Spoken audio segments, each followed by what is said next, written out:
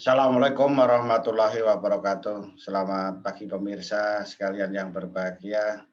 Selamat datang di channel Agus Susanto, channelnya Orang Pertanian. Pada kesempatan kali ini saya akan menjawab beberapa pertanyaan dari Bapak Ibu sekalian yang berkaitan dengan berita di medsos yang cukup gencar. Ini ada beberapa netizen yang menanyakan langsung WA ke kami ataupun lewat chat yang ada di channel YouTube kami ini.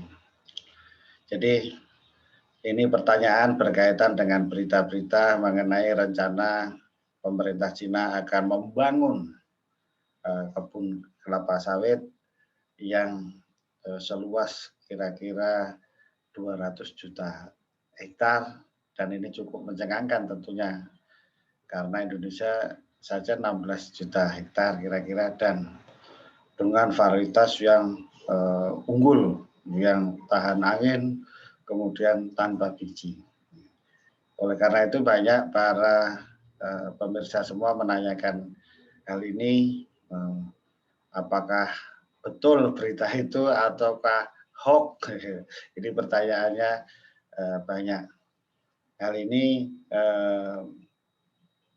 mengindikasikan adanya kekhawatiran para petani kelapa sawit di Indonesia akan masa depan kebun kelapa sawitnya. Nanti di dalam berita itu disebutkan nanti akan takut kalau ke depan tidak laku lagi, padahal sekarang juga baru mengeluarkan modal untuk melakukan peremajaan kelapa sawit. Tentunya pertanyaan ini menjadi sangat wajar untuk antisipasi ke depan tentunya.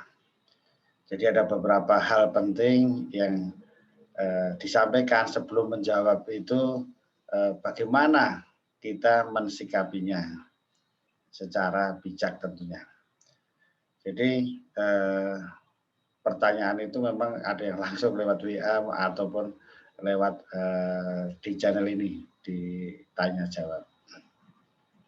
Jadi yang pertama yang harus disampaikan bahwa ini kita zaman sekarang ini kan terbuka sekali. Oleh karena itu kita sendiri juga harus bijak untuk menerima berita-berita yang ada.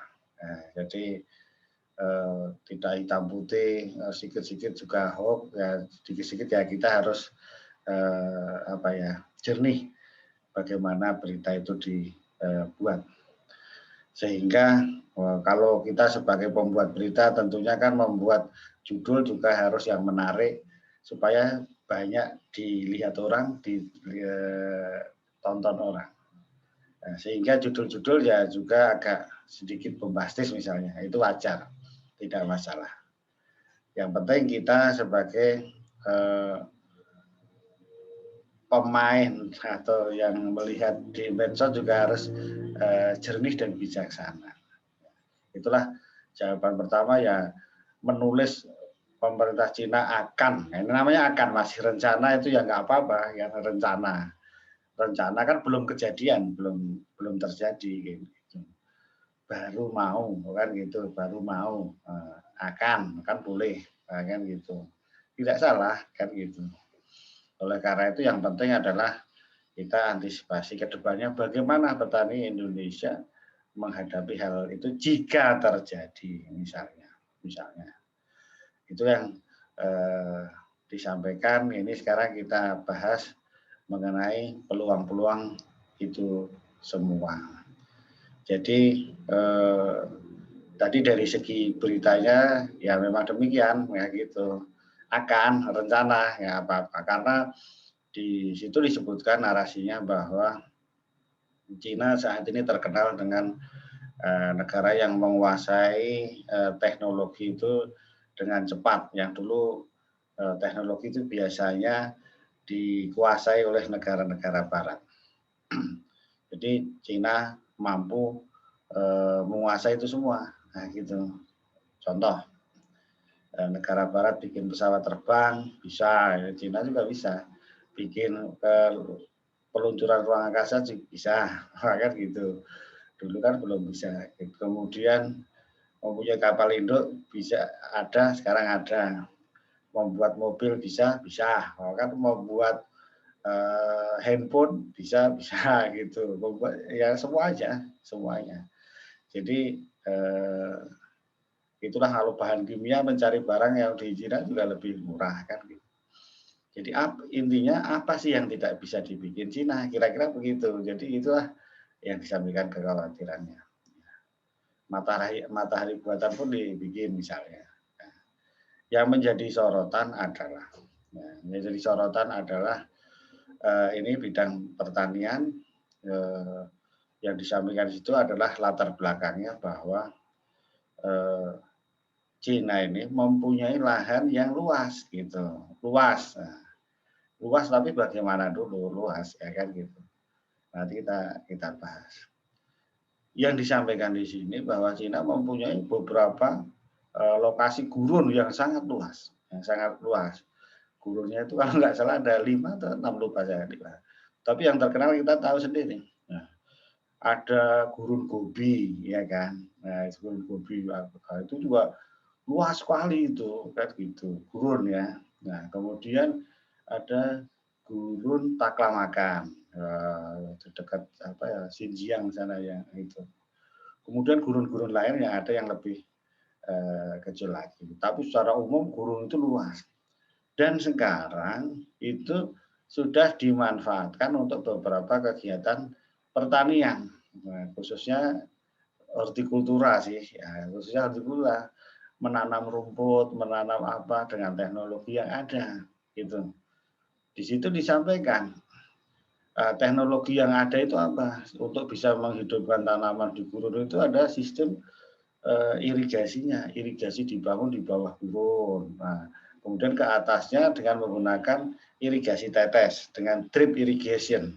Nah, sehingga beberapa gurun itu bisa ditanami. Nah, tanaman seperti anggur, tanaman yang lain-lain itu juga bisa rumput apa sehingga dulu gurun sekarang menjadi hijau. Kan gitu. Kemudian teknologi apa yang digunakan? Teknologi pasta. Jadi ya pasta itu ditaruh di gurun sehingga tidak boros air, sehingga penyerapannya menjadi bisa tidak masalah. Jadi itulah teknologi-teknologi untuk menghidupkan tanaman di gurun. Nah, itu salah satunya itu adalah tadi ada teknologi menanam itu dengan jaring-jaring rumputnya itu tahan angin kencang karena di gurun itu menggunakan anginnya sangat kencang.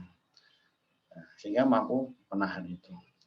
Dan di kelapa sawit disampaikan juga diteliti ada buahnya tidak mengandung biji sehingga minyaknya sangat banyak. Ini yang membuat kekhawatiran kita kalah nanti kan gitu.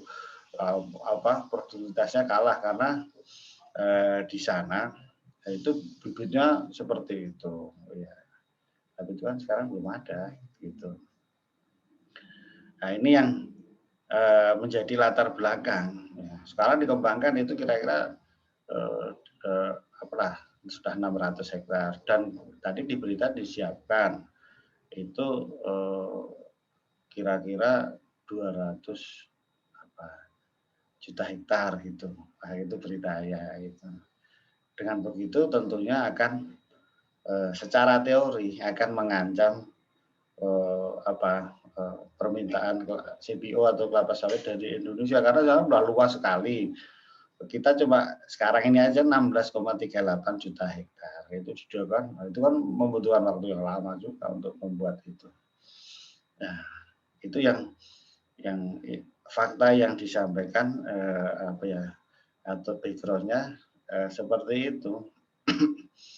Tapi ya ini tadi sekarang teknologinya juga ada, lahannya juga ada, itu yang menyebabkan petani kita menjadi was-was gitu tadi.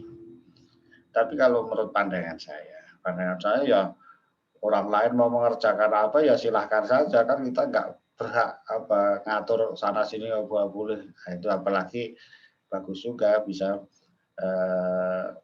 menghijaukan gurun tadi itu kan sangat bagus. Nanamnya rumput, nanamnya hortikultura. Tapi kalau kelapa sawit kan juga belum tentu berhasil. Ini yang penting ya, belum tentu berhasil juga. Tapi ya nggak usah kita larang-larang gitu, ya biasa aja gitu. Namanya persaingan. Oleh karena itu, untuk mensikapi itu, yang penting kan mensikapi itu. Sekarang ya kita sebagai petani di Indonesia itu ya harus menanam kelapa sawit secara efisien. Efisien itu artinya harus berkaitan dengan kos biaya produksinya efisien gitu. HPP kita harus rendah, ya harus efisien rendah, jangan boros gitu. Dan kuncinya selain efisien juga produktivitasnya tinggi. Ya, jadi ada dua yang harus kita lakukan gitu. Oleh karena itu ya mereka silahkan mau bikin itu. Yang penting kita bersaing secara sehat kompetisi. Nggak apa-apa mereka nanam gitu. Nggak apa-apa gitu. Karena apa? Nah, namanya bersaing itu harus kompetitif. Nah, kita kan sudah dianugerahi oleh alam yang cocok untuk kelapa sawit. Ini kuncinya. Kita sudah dianugerahi di daerah ekuator. Khatulistiwa ini cocok untuk kelapa sawit. Mengapa China sekarang belum nanam kelapa sawit? Ya belum, karena secara alamiah juga sulit. Ya kan gitu. Juga sulit. Kita yang sudah dianugerahi. Indonesia, Malaysia, Thailand yang agak selatan, kemudian Kolombia, Costa Rica, sana Amerika Latin yang sebelah sana, Ekuador, itu Nigeria, Afrika, itu di daerah Khatulistiwa, ekuator, itulah kelebihan kita, mataharinya cukup, tanahnya sesuai, curah hujannya sesuai, itulah yang menjadi kelebihan kita justru gitu. Sekarang tinggal kita itu adalah produktivitasnya yang tinggi dan efisien. Nah, itu aja kuncinya, iya kan? Ya. Produktivitas tinggi apa? Lakukan penggunaan bibit unggul berkualitas. Yang sering saya sampaikan, lakukan pemupukan yang optimal, perawatannya yang optimal sehingga produktivitas tinggi. Kelapa sawit sekarang sudah tinggi, itu efektif, efisien menghasilkan minyak. Nah, kemudian ditambah lagi dengan HPP-nya, kos biaya produksinya semakin murah, sehingga untungnya semakin tinggi. Nah, itu dalam persaingan. Yang penting adalah persaingan di produktivitas dan efisiensi gitu. Ya, ini kalau dijawab sekarang ini bukannya tidak bisa Cina itu menanam kedelai, ya kan?